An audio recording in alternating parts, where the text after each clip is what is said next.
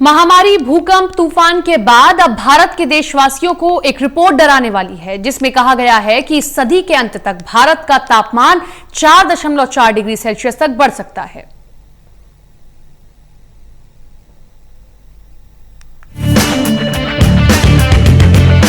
ये साल मानव जाति के लिए एक के बाद एक सबक लेकर आई है।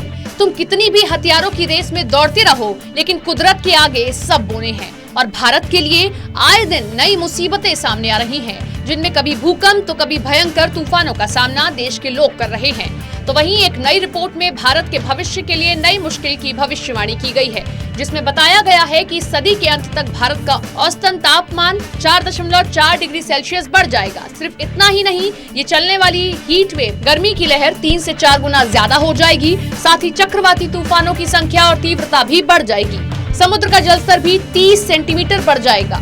ये भयावह और चिंता में डालने वाले खुलासे हुए हैं पहली क्लाइमेट असेसमेंट रिपोर्ट में, जिसका नाम है assessment of climate change over the Indian reason, जो ये बताती है कि भारत में सबसे गर्म दिन का तापमान 0.63 डिग्री सेल्सियस और सबसे ठंडी रात का तापमान 0.4 डिग्री सेल्सियस बढ़ चुका है।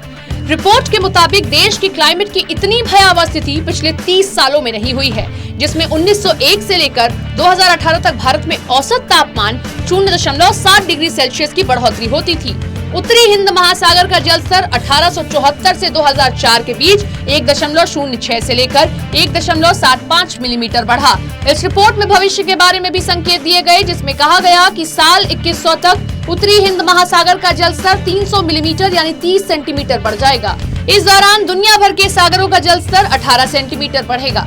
दरअसल अगर आप 1951 से 1980 तक समय की तुलना 1981 से 2011 से करें, तो पता चलेगा कि 1981 के बाद अब तक गर्मी और सूखे में 27% का इजाफा हुआ। और पिछले 2 दशकों से क्लाइमेट चेंज होने की वजह से मानसून के बाद आने वाली चक्रवाती तूफान की तीव्रता और संख्या बढ़ गई है। इस रिपोर्ट में उत्तरी हिंद महासागर में चक्रवाती तूफानों के आने की संख्या भी बढ़ी है, इसकी भविष्यवाणी की गई है।